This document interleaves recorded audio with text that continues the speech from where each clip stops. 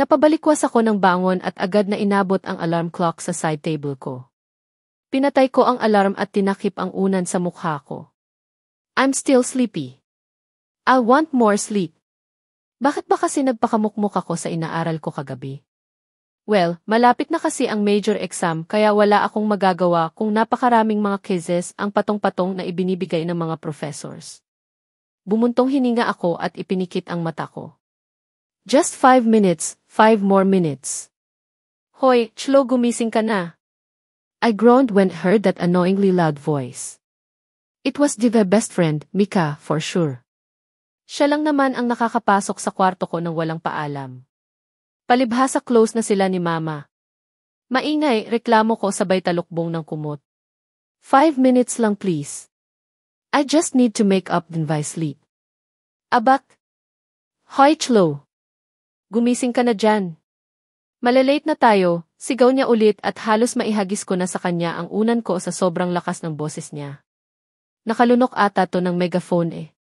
Ina!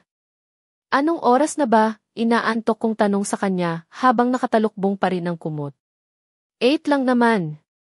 Puno ng sarkasamo niyang sabi at yun ang nagpagising sa kaluluwa kong naliligaw pa sa hindi ko na matanda ang palaginip kagabi. 8 na.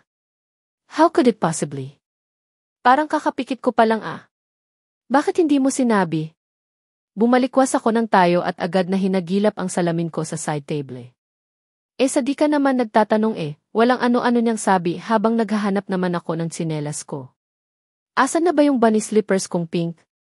Nang makapako ang tsinelas mula sa ilalim ng higaan ay dagling tumakbo ako sa banyo para mag-ayos ng sarili.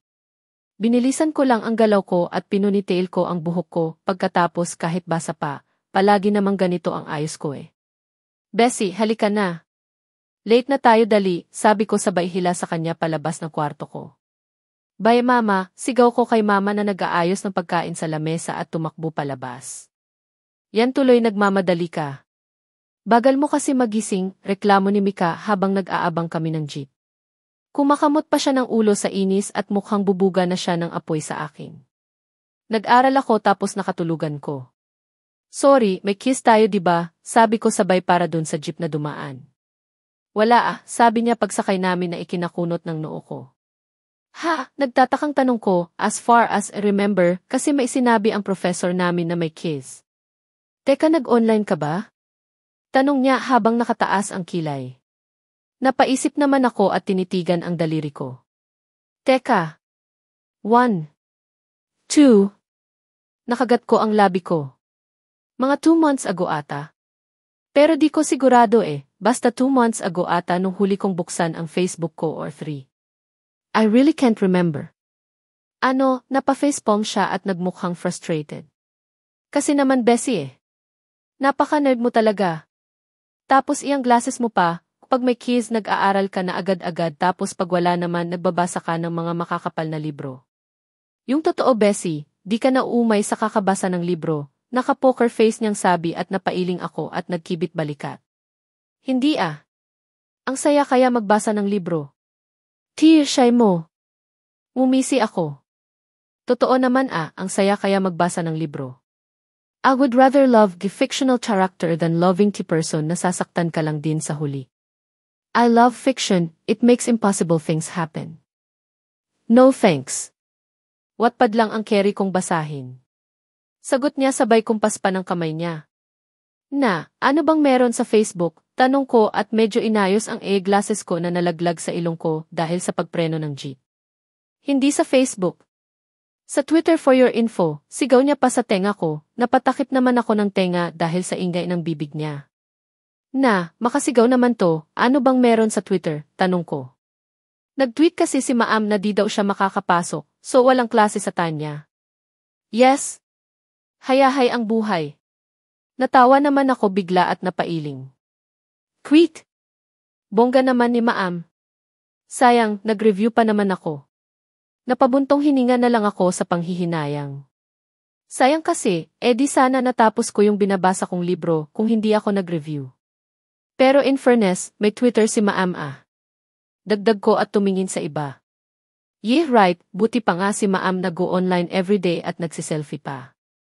Take note, may Instagram din si Maam bukod sa Facebook, Twitter at Tumblr at alam mo bang fangirl si Maam? Sa 45 years old na yon. Tapos ikaw. Tinuro niya ako at niniwian.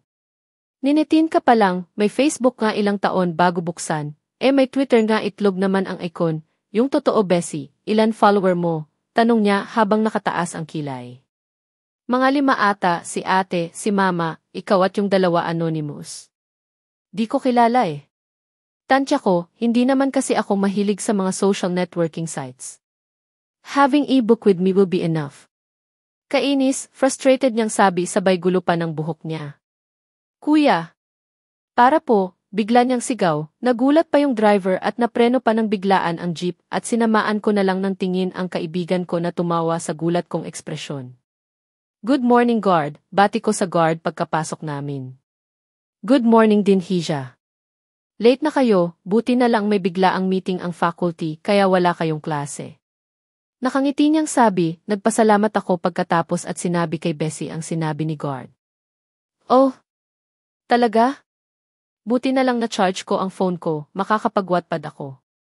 Yes, tuwang-tuwa niyang sabi at tumalon pa sa kasiyahan kaya napailing na lang ako. Anong nakakatuwa? Ang boring nun. Wala pa tayong matututunan. Sabat ko at inikot ang tingin sa paligid, nothing new. Sumimangot naman siya at ginulo ang buhok niya sa inis marahil. Bakit ba ako may best friend na nerd? Ayoko na, bahala ka dyan, magsasaya ang buong klase for sure, ikaw lang ang hindi. Nerd ka agad?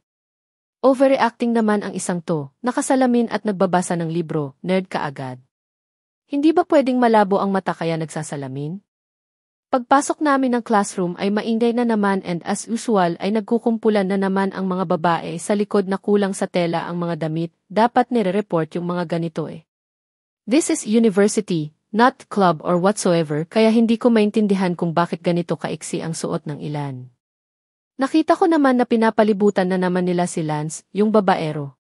Naghahanap siguro ng flavor of the day. I hissed. Kalalaking tao maharot. Palibhasa kasi anak ng may-ari ng school kaya kung tratuhin ang eskwelahan ay bar. Di ko na lang pinansin at naupo na ko dun sa pwesto ko sa kabilang dulo ng classroom. Si Mika naman ay nasa harapang upuan ko at busy na sa pagkalikot ng phone niya. Good morning. Napaangat ako ng tingin nang marinig ko ang isang matinis na boses na kakapasok pa lang sa room at nakitang si Mitch ito, kapatid nung Lance. Ewan ko nga kung bakit magkaklase ang dalawang to. Mas matanda kasi ito kay Lance ng 2 taon kaya nagtataka ako kung bakit kaklase namin ito sa subject na ito. Ang alam ko nga ay tapos na talaga ito mag-aral at nakikisit-in lang madalas. Ewan ko ba? Morning. Walang kaano-anong bati ng mga tao sa harapan na nahimik naman ako at napatingin sa kanila. Ganito naman sila usually kapag may mga estrangherong babae ang papasok dito tapos makikipaglandian doon sa lalaking haliparo. Nangunot ang noo niya at tumingin sa likod. Ang kaninang nakangingiting mukha ay napalitan ng ngiwi nang makita ang kabalbalan ng kapatid. Hoy, anong ginagawa niyo dyan? Alice! Sigaw niya, halata ang iritasyon sa boses. Naalarma naman ang mga babae at umalis agad na nakasimangot pa. Naku naman, Lance, umayos ka. Isusumbong kita kay mommy. Frustrated na sabi niya sabay lapit kay Lance sa likod at hinila ang tenga. Napaaray naman si Lance at pinapalo-palo pa ang kamay ng kapatid niya. Okay enough, nakaka-stress. May good news ako guys, sabi ni Mitch nang pakawalan ang tenga ng kapatid niya na nakasimangot na at nang makasalubong ko ang mata ng lalaki ay nag-iwas kaagad ako ng tingin. Ano? Hyper na tanong ng klase na tila sobrang excited. Ako hindi na, alam ko na rin naman. Absent si Maam, right? Tumango sila, same as may urgent meeting ang faculty so walang class. Nagsinghapan naman sila at pulo sigawan na ang mga naririnig ko. Pero may gagawin tayo, putol niya na ikinasimangot nila. Doon naman naagaw ang atensyon ko. Masaya yan may gagawin. Don't worry, hindi tayo mag-aaral. Nawala ang ngiti ko at binaling sa iba ang tingin, pinaglaruan ko ang fountain pen na hawak ko. Magbubunutan tayo. Di ba masaya? Napalingon ako sa sinabi niya. Sabay pa niyang itaas ang kamay niya na parang masayang-masaya. Ano na namang kalokohan to? What? Magbubunutan? Seriously? Sabi bigla nung Britney dun sa harap, inaatake na naman ng kaartehan ang katawan niyan. Graduate na dapat yan matagal na pero ulit ng ulit kaya hindi matapos. Bakit? May reklamo ka? Pinalakihan siya ng mata ni Mitch at humalikip-kip pa. Sabi ko nga bunutan. Biglang bawi ng Britney pero sumimangot. Yes, we can't actually say no to her. Their family are known to be very influential, kaya wala naman kaming magawa, spoiled pa naman ang isang to at ang gusto niya ay dapat laging sundin. Good. So wait, I just have to go get some stuffs. Paalam ni Mitch at nagmamadaling tumakbo paalis. Kinuha ko na lang ang libro kong binasa at inumpisahan ang kabanata ng binabasa ko na hindi ko natapos kagabi. Nagbabasa ka na naman? Napatingin ako kay Mika na nagsalita sa harap ko, nakakunot ang noo nito sa akin na para bang may kababalaghan akong ginawa. Sagot ko sabay tingin ulit sa libro, na-feel kong iniling niya ang ulo niya at frustrated na napahawak sa mukha. Napaayos ako ng upo at naputol ang pagbabasa ko nang may biglang may narinig akong sumitsit na ipinagtaka ko. Nagpalinga-linga ako sa harap at wala naman akong nakitang sumisitsit, kaya binalik ko na lang ulit ang tingin ko sa libro. Naulit muli ito pero hindi ako lumingon dahil baka sakaling hindi ako yun kaya hindi ko pinansin. Estu. Hoy! Napatigil ako sa pagbabasa at tumingin sa kabilang dulo ng pwesto ko dito sa likod at nakita kong nakatingin si Lance sa akin at kumindat pa. I frowned. Grabe pati ako hindi pinaligtas. Inirapan ko siya at binaling ko ulit sa binabasa ang atensyon. Maya-maya pa at narinig ko ang mumunting halakhak niya pero di ko na lang pinagtuunan ng pansin. Gwapo sana, malandi naman. Turn off. It's here. Napatingin ang lahat kay Mitch na maihawak na 2 glass bottles at may mga papel na nakafold sa loob. Nilapag niya yun sa table sa harap at nagsalita. See this? Yung mga papel dito sa loob is consists of theirs and this is well, Gift's partner. Total naman ay 15 tayo dito sa Classing 2, Egire girls and boys 2, so each there will be played Gift's partners, boy-girl.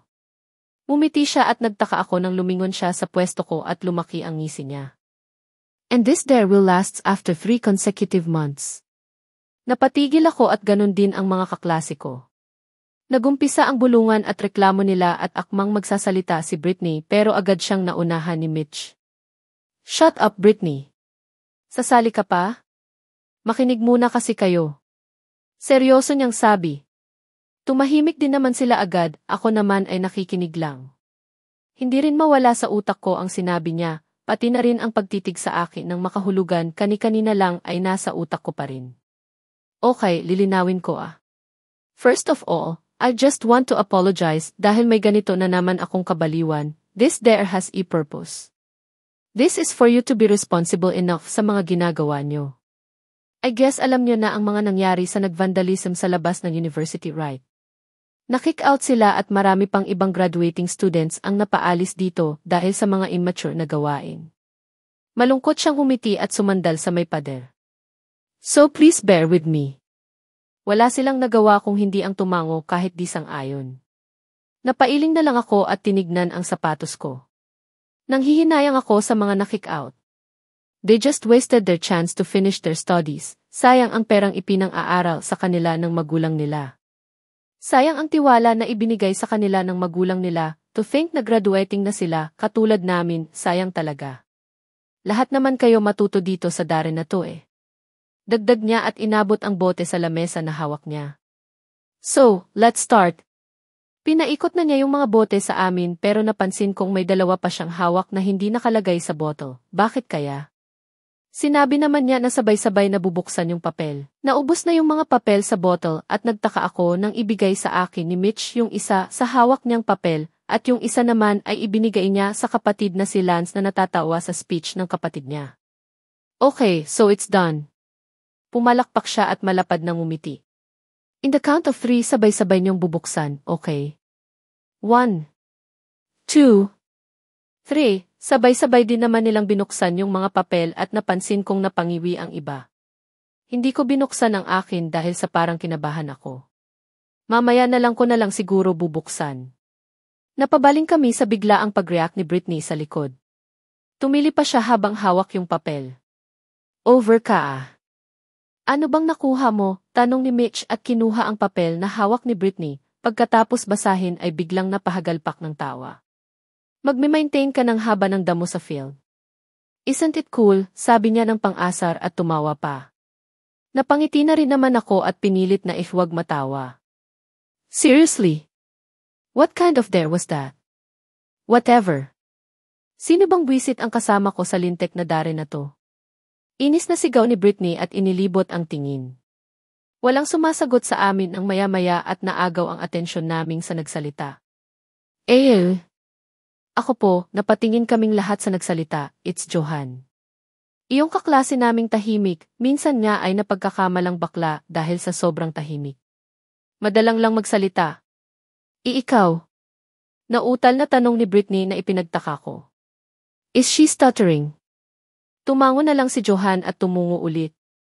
Ano bang buhay to? Biglang bulong naman ni Mika sa harap ko na narinig ko naman mula sa pwesto ko. Bessie, anong nabunot mo? Biglang tanong niya sa akin at bakas ang iritasyon sa mukha. Hindi ko alam. Nag-aalangan kong sagot at nagkibit balikat. Di mo pa nabubuksan? Tumango ako at tinitigan ang hawak kong nakabilot na papel. Ano bang sayo? Tanong ko pabalik. Buwiset naman kasi. Ang dare ko, maglilinis ng classroom 3 times a week. Ang malas? Ano ako? Janitor. Salubong ang kilay niya at napailing ako, malas nga. Isa-isa nang nalaman ang mga dare nila at mga partner nila at ang partner ni Mika ay si Mike, na sa kamalas-malasan ay ex niya. Ang sisimple ng mga dare ng mga blockmates ko. Mga linis-linis lang, magiging student assistant, basta magiging responsible ka, baka ganun din ang dare ko. Medyo nakahinga ako ng maluwang. Sana. Kinuha ko ang papel ko at bubuksan na sana nang biglang lumitao sa harap ko si Mitch na may sobrang tamis ng ngiti sa labi habang papalapit sa akin. Hi Chloe. Anong dare mo? Nakangiti niyang tanong. Hindi ko pa nabubuksan. Wait, babasahin ko na. She suddenly cut me off. Wag. Putol niya sa sasabihin ko na ikinakunot ng noo ko. Tinignan ko siya na nagtataka at itinikom na lang ang bibig ko. Wait ha, nakangiti niyang sabi at pinuntahan sa pwesto si Lance na kasalukuyang nakaubob sa lamesa. Sinipan niya ang upuan ni Lance kaya napabalikwas ito ng bangon at agad na paupo ng maayos. What? Inis niyang tanong sa kapatid niya. Nabasa mo na, nakataas kilay na tanong ni Mitch sa kanya, nakahalukip-kip pa ito sa harapan ng kapatid. Yung ano? Inis niyang sagot at napasulyap ako nang inginuso niya ang labi na mapula-pula. Yung sa papel, nairitang sabi nito niya. Malay, sagot ni Lance at mumising ng aasar. Hoy Lance Cedric. Iwag mo nga akong pinagluloko, asan yung papel mo? Tanong ni Mitch at inilahad ang kamay. Inabot naman niya yung papel kay Mitch at naob-ob ulit. Hoy! Huwag kang umob-ob. Pag sinabi kong buksan mo okay? Tumango lang si Lance at bored na inabot ang papel. Bigla namang bumaling sa akin si Mitch at mumiti ulit na parang nasolve ang problema niya. Pasensya ka na Chloe. Pasaway kasi ang kapatid ko, tumawa siya pagkasabi at nauwerd-uhan man ay tumango at tipid na ngumiti. Okay, so in the count of 3 sabay niyong babasahin okay? 1, 2, 3. Dahan-dahan kong binuksan at binasa ko ang nasa papel at parang nag-slow motion ang mga bagay sa paligid ko. Muntik pa akong malaglag sa upuan ko at nakaawang lang ang labi ko. Relationship with him. Anong? Lively voice was almost a whisper nang sabihin ko iyon at hindi makapaniwalang napatingin sa kanila. What? Lance's violent and loud voice surrounds the place at sabay kaming napatayo at napabaling kay Mitch na mukhang tanga na nakangisi sa amin. Ano to? Frustrated kong sabi at tinuro pa ang papel. Bumilis ang paghinga ko at umikot ang tiyan ko sa hindi maipaliwanag na dahilan. Ano yan? Di niyo ba nababasa? Relationship with him and her, right? 3-month relationship niyo yan. So meaning, starting now, mag-boyfriend-girlfriend na kayo. Literal na nalaglag ang pangako at kulang na lang himatayin sa mga oras na to. Mag-boyfriend-girlfriend na kayo. These words keeps on echoing on in my head na kahit na ilang oras na ay hindi mawala sa isip ko. Hanggang ngayon ay buffering pa rin ang mga nangyari kaninang umaga. That wasn't a normal day for me. This day sucks. Really? Shit!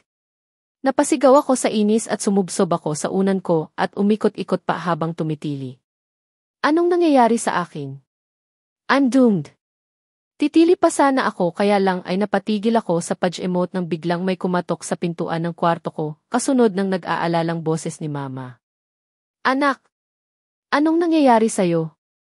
Ayos ka lang ba? Pasigaw na tanong niya na patuloy sa pagpukpok ng pintuan ng kwarto ko. Okay lang ako ma, pasigaw na sagot ko, naku, kung alam mo lang ma. Sigurado ka anak? Bakit ka sumisigaw? Nasa boses pa rin ni Mama ang pag-alala.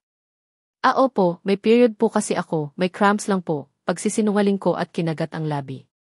Ganun ba? Gusto mo ng compress? Tanong niya mula sa labas.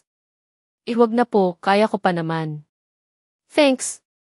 Maagap kong sagot at napabuga ako nang hininga nang mawala na ang mama ko sa labas. Mariin kong naipikit ang mata at bumalik na naman sa hinagap ko ang nangyari nitong umaga lang. Starting now, mag-boyfriend-girlfriend na kayo. Napakurap na lang ako at narinig kong napahiyaw sila. Ano, nautal kong sabi. No. Ayoko. Hindi ko ma-imagine na magkaka-boyfriend ako. No, hindi pwede. Iwag siya, please. Mag-boyfriend at girlfriend na nga kayo. Kulit naman. Basta final na yon. Siguradong sabi ni Mitch, napatingin naman ako kay Lance para makahingi sana ng tulong para mapigilan ang kabaliwan ng kapatid niya pero hindi ko na ginawa, nakangisi kasi ang maharot. And Gisa the looks of it, mukhang tuwang-tuwa ang loko na mas lalong ikinainis ko. Itong darnyo na ito, Flodert Saka, hoy Lance makinig ka. Bulyaw niya sa nakangisi na kapatid na parang namaligno na. Okay, ang darnyo na ito is you will be acting as a couple for 3 months. So yes to holding hands, hugs, kiss, dates and many more. So guys, this there is going to be a secret, alright. Tayo-tayo lang ang makakaalam nito, nakangiti niyang sabi. Ano ang pagiging responsable sa dare na to? Ang layo naman ng dare na ito sa iba. Anong relasyon? What the heck? And yes, you will be responsible sa dare na to. Biglang sabi niya na mukhang nabasa ang sinasabi ng utak ko. Napasimangot naman ako at napaupo na lang, wala na akong takas. Okay, dahil sa dare na iyan mag-change tayo ng upuan, yung mga dare partner nyo ang seatmate nyo. Nagpaalam na ako kay Maam, dito lang naman sa klase niya tayo ganito ang seating arrangement, sa ibang klase hindi naman tayo magkaklase so yun, mas lalo akong napasimangot sa narinig, ang ibig sabihin makakatabi ko ang taong yan. Umubob na lang ako sa upuan ko nang may nagsalita sa tabi ko. Boses pa lang ay mukhang alam ko na kung sino to. Hi, girlfriend. Inangat ko ang ulo ko at tinignan siya bago kinunutan ng noo. Iwag mo kong kausapin, naiinis kong sabi ko sabay ayos ng eyeglasses ko. Pero sa halip na tumigil ay gumisi lang siya na nagpakita ng kanyang mapuputi at pantay na ngipin. Malalim ang tingin niya sa akin at bakas ang paglalaro sa mga mata. Ayaw ko nga. Parang bata niyang sabi at inihagis ang bag sa upuan sa tabi ko at umupo habang nakatingin sa akin. Bakit? Girlfriend naman kita. Tinaasan ko siya ng kilay at pinilit na basahin ang libro kahit na nagugulo ang sistema ko sa presensya niya sa tabi ko. Just take deep breath, Chloe. Chill. Ngayong subject mo lang yan kaklase, mamaya wala na kaya ayos na. Tama, yun na lang ang gagawin ko. Girlfriend. Hatid na kita sa inyo. Napatalan ako sa gulat pagkalabas ko ng classroom para sa panghuling subject ko nang makita si Lance na nakasandal sa pader. Nakataas ang isang paa niya sa dingding at nakapamulsa. Umiti siya at pinasadahan ng kamay ang magulong buhok at hindi kaagad ako nakasagot ng agawin niya mula sa akin ang bag na dala ko at ang libro na hawak ko bago walang pasabing hawakan ang kamay ko. Gosh! Did you see that? Narinig kong sabi ng mga kaklase ko sa huling subject ko. Bigla ko namang naagaw ang kamay ko mula sa hawak niya dahil sa bolta-boltaheng kuryente ang dumaloy sa sistema ko habang hawak niya ito. Baka naman flavor of the day? Narinig kong sabi ng kaibigan niya at pilit kong kinukuha ang kamay ko mula sa hawak nito. Lance, Ano ba? I hissed at tinanggal ang kamay niya sa kamay ko, pero dumoble lang ang tibok ng puso ko nang hapitin niya ang baywang ko pagkatapos. OSV, nagpalit na siya ng standards. Iuha! Marahas ang naging paghinga ko at pilit na kumawala pero hindi niya ako hinayaan. Don't mind them, come here. Parking lot tayo. Kinilabutan ako nang maramdaman ang hininga niya sa may punong tenga ko at hindi na nakaangal ang dalhin niya ako sa parking lot. Pinagbuksan niya ako ng sasakyan niya at marahan akong itinulak papasok. Mabilis rin naman siyang nakapihit papunta sa driver's seat at naamoy ko ang napakaswabing amoy niya. Para akong nahypnotize sa amoy niya at parang gusto kong palaging maamoy. Damn it, umayos ka Chloe. Girlfriend, pwede magtanong. Naibalik ako sa wisyo nang biglang magsalita siya habang nagdadrive patungong bahay namin. Nagtatanong ka na nga.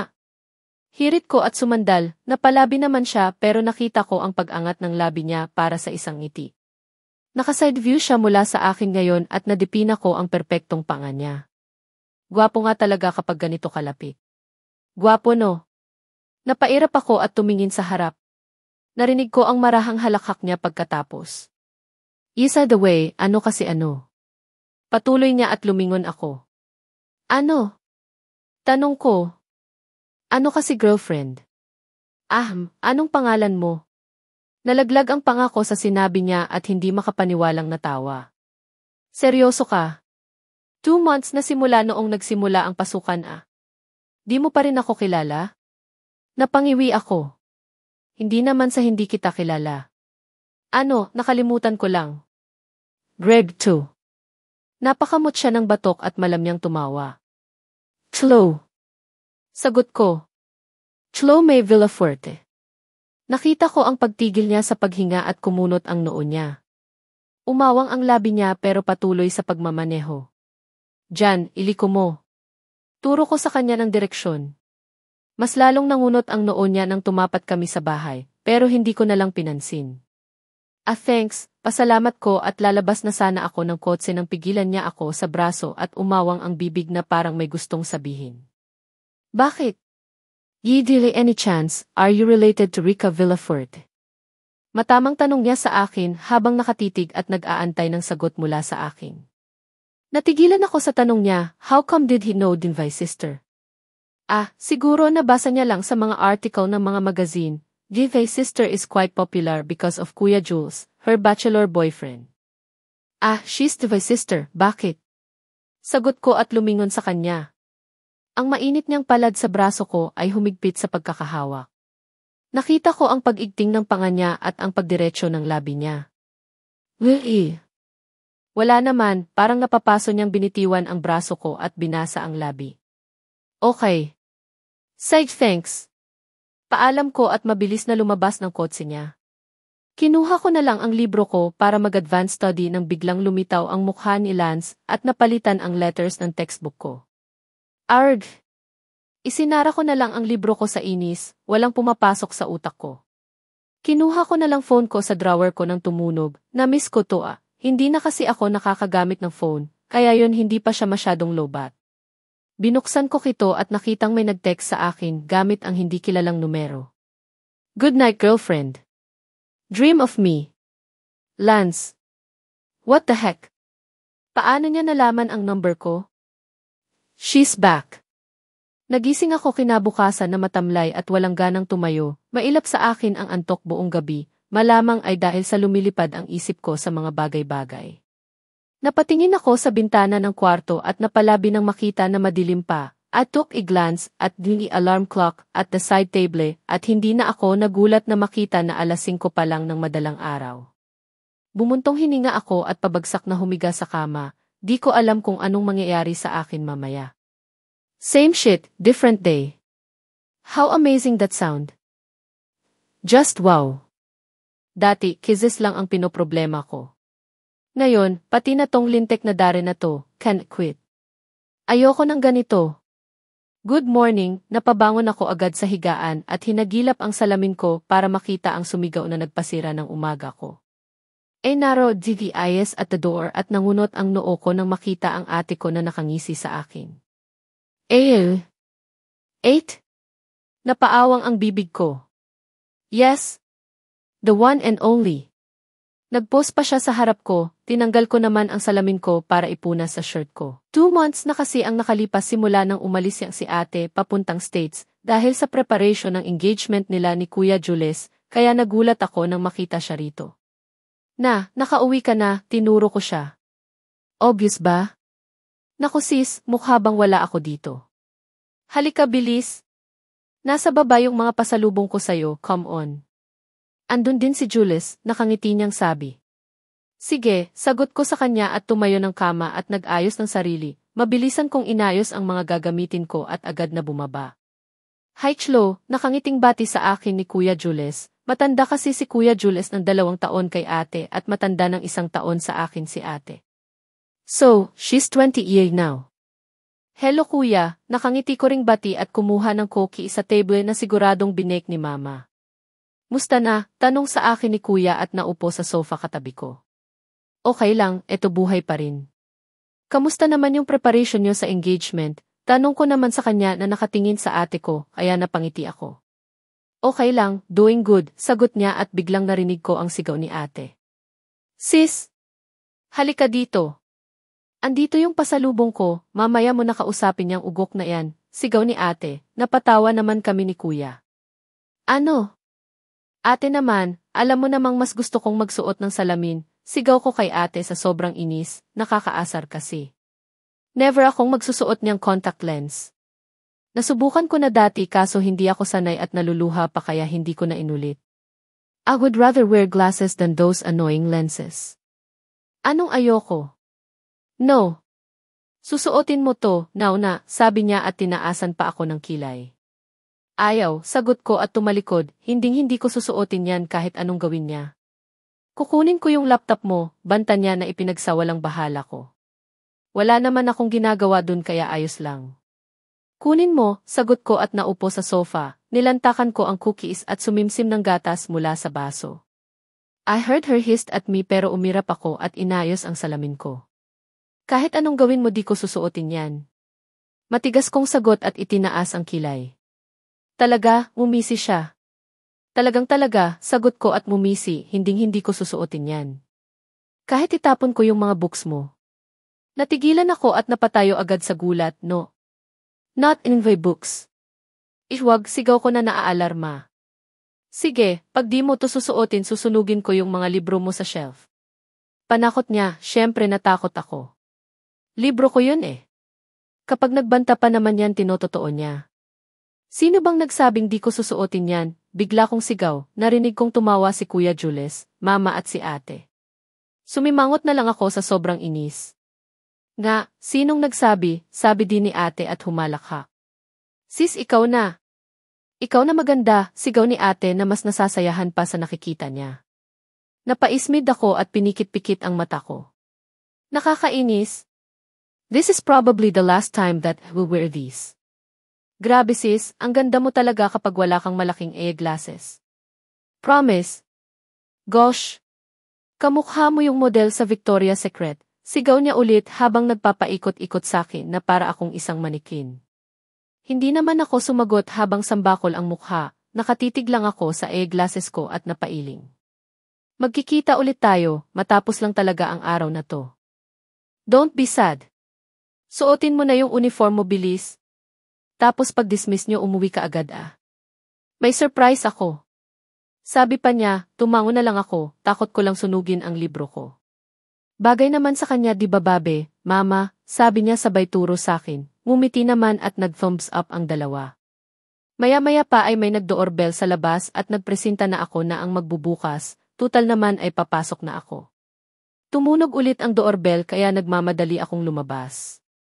Binilisan ko ang lakad ko hanggang makarating sa gate. Mukha ng best friend ko ang bumungad sa akin pagkabukas. Chlo May Villafuerte. Ikaw ba yan? Asan yung nerd kong best friend? Exaggerated niyang bungad habang nanlalaki ang mata. Napailing ako at hindi sinagot ang tanong niya. Na naman nila ni ate, kainis. Oh, my best friend. May himala. Totoong may himala, sigaw niya habang nakatingin sa akin at tumatalon-talon pa, nakakahiya. Pinagtitinginan na kami ng mga kapitbahay. Tumahimik ka nga, sita ko at tumingin sa paligid. Anong nakain mo? Sabi niya habang inaalog ang balikat ko. Wala. Si ate kasi. Irap ko. 8? As in. Ate Rika, tanong niya na unti-unting nagniningning ang mata at kaagad ako. Gosh! Nasa loob ba? Tumango ako, pagkatango ko agad siyang nawala sa harap ko at pumasok ng bahay, walang hiya. Sumunod na lang ako, mamayang pagkatapos ng lunch na lang kami papasok. Ate Rika! Mika! Tili nilang dalawa at nagyakapan pa. Natatawang napailing na lang ako, sila nga ata yung magkapatid. Ate, ikaw nagpasuot dyan ng contacts. Naman, proud na sabi ni ate at ngumisi pa. Oh! Anong panakot mo ate? Susunugin ko yung books niya. Sagot niya at humalakhak. CJ! Tumawa kayo, Keith eh. Kaya naman pala eh. Sagot pa niya. May surprise pa ako dyan mamaya eh, sabi ni ate at nagbulungan na parang mga bubuyog ang dalawa. Okay lang yan Chlo, bagay naman sayo, biglang sabi ni Kuya Jules na biglang sumusulpot at ginulo ang buhok ko. Huwag mo guluhin kuya. Magulo na nga guguluhin mo pa, reklamo ko at inayos ang basa kong buhok. Oh, chillax lang. Malakas din siyang tumawa pagkatapos. Bakit ba sayang-saya nila sa itsura ko? Ang pangit nga eh. Kinuha ko yung phone sa bagpack ko nang tumunog ito at isang hindi nakaregister na number ang tumatawag. Agad ko itong sinagot kahit na hindi kilala, baka kasi importante. Hell, naputol ang sasabihin ko dahil sa may biglaang sumabat. Girlfriend ko, asan ka? Bakit hindi ka pumasok? Agad kong nalayo yung phone sa tenga ko sa lakas ng boses na bumungad sa akin. Mukhang alam ko na kung sino tong tumawag. Hoyland. Flo, answer me. Belisa the hell you're. Kahit nakinilabutan ako sa pagtawag niya sa pangalan ko ay pinutol ko siya. Tumahimik ka nga muna. Sigaw ko, tumahimik naman siya kaagad mula sa kabilang linya. Papasok ako mamaya after lunch. Sagot ko naman at sumulyap sa ate ko na may kakaibang tingin sa akin. Yung parang may tinatago akong baho sa katawan. Ha? Bakit? Tanong nito sa kabilang linya, narinig ko pa ang ingay ng mga kabarkada niya sa background. Nandito na kasi si ate. Natahimik naman yung sa kabilang linya na ipinagtaka ko. Hello Lance? Ayos ka lang? Tumikhim siya at kaagad na sumagot. So she's back. Mahina yung pagkakasabi niya pero sapat na para mapakinggan ko. Back? Ano bang nahifit nito? Ha? Tanong ko sa kanya nang hindi na siya nagsalita. Wala, sige girlfriend. Bye. Hindi pa man ako nakakapagsalita ay agad na naputol ang tawag kaya napabuntong hininga na lang ako at isinilid ito sa bag ko. Ate, may boyfriend na iyang si Chlo. Nagitla ako nang marinig ang pangalan ko at marahas na napalingon. Napatingin ako kaagad ng masama kay Mika, Boyset bakit sinabi niya yun? Talaga? Mama narinig niyo yun? Jules, tumango naman si Kuya Jules at si Mama naman ay tumili na parang nakakita ng gwapo. Talaga? Anak, bakit di ka nagsasabi sa akin? Reklamo ni Mama at inalog-alog pa yung balikat ko na tila tuwang-tuwa. Halos mahilo pa ako sa ginagawa niya at hindi na nagsalita, bahala kayo dyan magtanong. Humarang. Bessie, ang ganda mo talaga. Bigla ang sabi ni Mika sa tabi ko habang naglalakad kami papunta sa room. Manahimik ka nga. Sita ko sa kanya na naiinis. Kanina pa kasi siya paulit-ulit na sinasabi yan nung nasa jeep pa kami tapos hanggang ngayon. Ano to? Only. Totoo nga Bessie. Chicks na chicks. Napailing ako. Di ako sisiw. Pambabara ko at mukhang hindi naman siya naapektuhan sa sinabi ko. Hindi literal. Basta, magugustuhan ka na for real ni Lance. Bigla niyang sabi at nasamid ako sa sarili kong laway at hinampas siya. Anong sinasabi mo dyan? Manahimik ka nga, Mikaela, inirapan ko siya. Kaso yung buhok mo. Maglugay ka. Pilit niya pero di ko siya pinagbigyan. Sinubukan pa niyang haltakin ang ponytail ko pero hindi ako pumayag at lumayo sa kanya. Ayoko nga. Buhaghag. Sagot ko agad, nagpatuloy ang pangulit niya habang makapasok kami ng room at nakita ko na natigil sa pagchichismisan sina Britney at ang mga kaibigan nito nang pumasok kami. They looked at me as if I was a freaking alien na nandito para maghasik ng lagim. Si Villafuerte ba yan? Narinig kong sabi niya, kasabay ng mga bulungan kaya sumimangot ako. Ako to, Ginyo naman. Sabi ko at dumiretso sa pwesto ko sa likod at binuklat ang libro na binabasa ko. Another day, bakit kasi 2 times a week ang subject na to? Nakakainis naman. Hello girls, are. Ano ba? Napalingon ako sa pinto at nakita ang boyset na playboy na pininggot ng ate niya sa tenga dahil lumandi na naman, napangiwi ako. Anong bago? Manahimik ka. May girlfriend ka na. Sabi ng ate niya sa kanya at tinanggal ang kamay sa tenga nito sabay hampas sa balikat nito. Ay! Nga! Umikot ang mata niya na parang may hinahanap at nagkasalubong ang paningin naming pero hindi niya ako pinansin. Hey, kaibigan ni girlfriend, nasaan siya? Tanong niya kay Mika na ipinagtaka ko. Ha? Sino? Takang tanong nito at sumulyap sa akin. Girlfriend ko. Sagot naman ni Lance, he looks hot wearing his all-white uniform at bahagya pang nakabukas ang buttons. He's taking up doctorate na kasi para sa pagiging doktor. Just wow, right? Ang galing niya. Nakapagtataka nga rin kung paanong nagkaroon siya ng klase rito gayong sa med school na siya. Ah, ayun oh.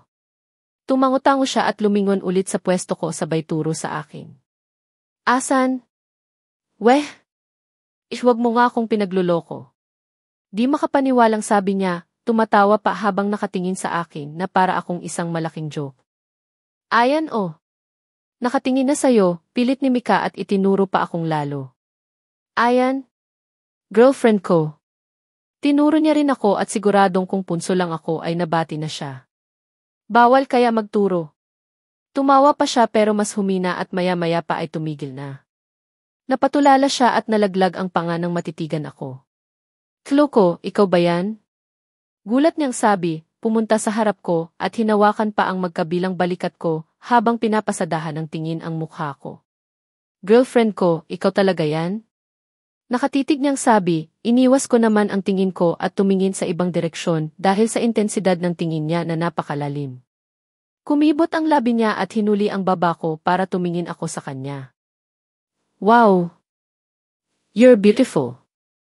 Ngumiti siya at parang lumindol ang dibdib ko. Umikot ang tiyan ko at feeling ko ay susuka ako ng rainbow. Tumahimik ka nga. Sabi ko at tinanggal ang kamay niya sa baba ko. Umayos ako ng upo at tumingin sa kamay ko. Nga, totoo. Crush na nga kita talaga? Ay ano ba tong iniisip ko? Naramdaman ko ang pag-upo niya sa tabi ko at nagsasalita ng kung ano-ano pero hindi ko siya pinapansin hanggang sa dumating na ang professor at nag-umpisa na ang lecture. Girlfriend, pahiram ballpen. Inabot ko sa kanya yung ballpen na di siya tinitignan. Girlfriend, pahiram eraser. Agad kong inabot ang hinihingi niya at nagpatuloy sa pagsusulat. Girlfriend, pahingi ng 1/4. Napaismid ako at nangunot ang noo ko pero walang tingin pa ring iniabot ang hinihingi niya. Kloko, pakopya, cut him off. Ano pa bang hihingin mo? Naasar na ako. Inis kong sabi. Masama ang tingin ko sa kanya samantalang siya naman ay mukhang natuwa pa sa inis kong boses. Didn't he realize na ayaw ko siyang kausapin? And Villafuerte, any problem? Napatingin agad ako sa harap ng magsalita ang masungit naming professor sa subject na ito. And nothing miss, sagot ko at tumungo na lang. This is the first time that shouted like this is in the entire existence. Okay, next time don't shout.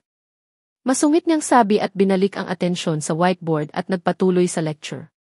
Yan kasi. Bakit ka kasi sumigaw ang girlfriend ki?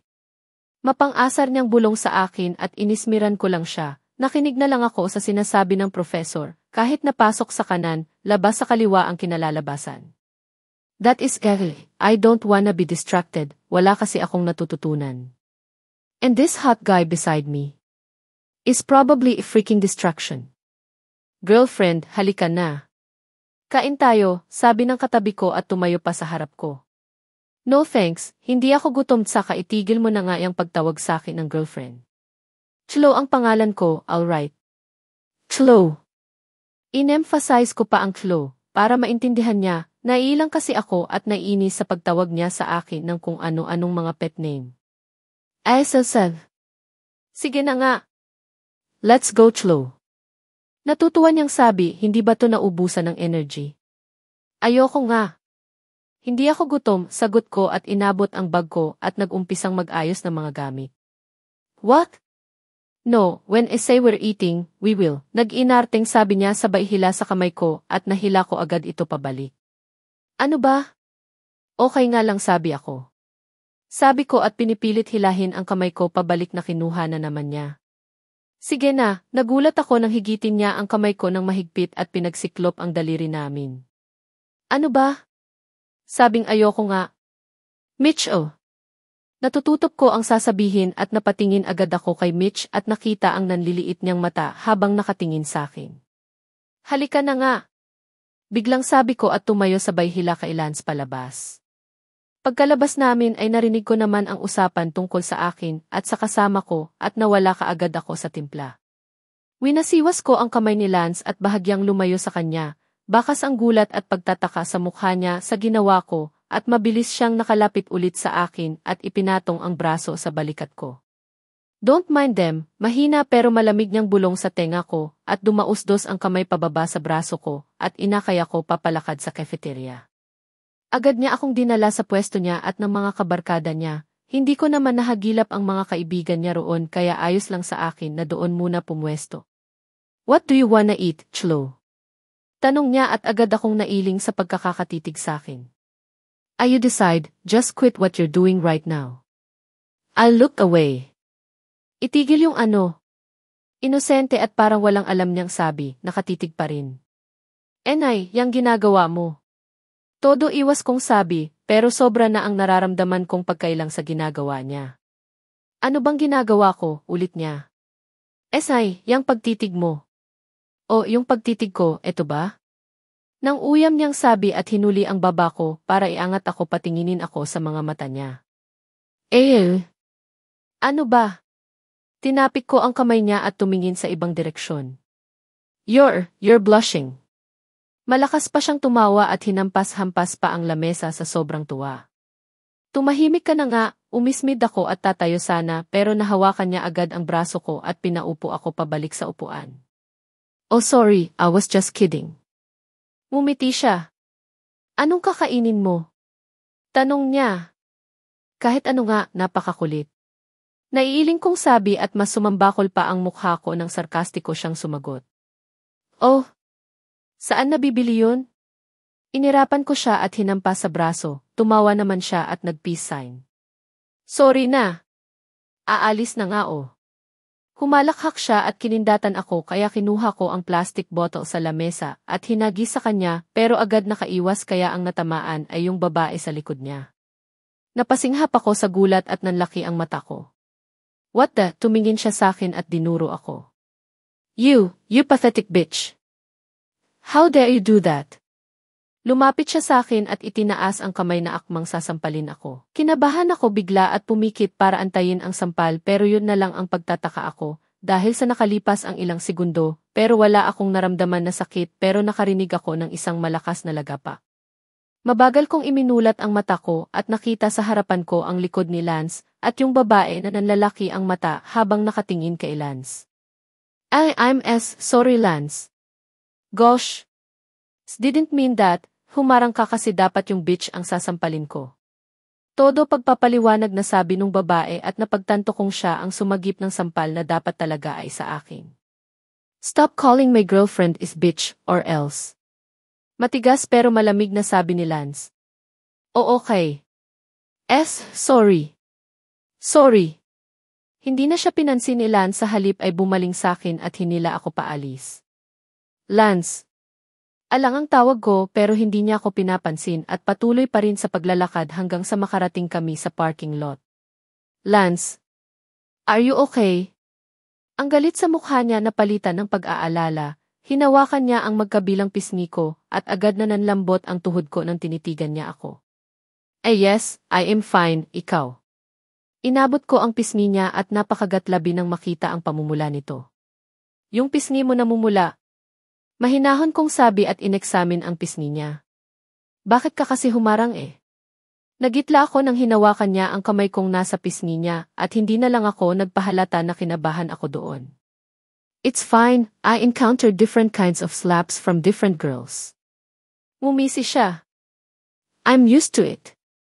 Hindi ko na lang pinansin ang kahambugan niya at umiling na lang. Bakit ka kasi humaharang? Tanong ko at ibinaba ang kamay sa malambot niyang pisngi. Ngumiti siya at hinawakan ang kamay ko. Halika, sa labas na lang tayo kumain. He said instead at itinuloy ang sasabihin. Bakit ako humarang? Kasi, ayaw kitang masaktan. If a heart literally skipped a beat at hindi na ako nakapag-react, napaawang lang ang bibig ko at hinila na niya ako papasok sa kots niya. Let's go, I'm starving. Umiti siya at pinaandar ang kotse niya.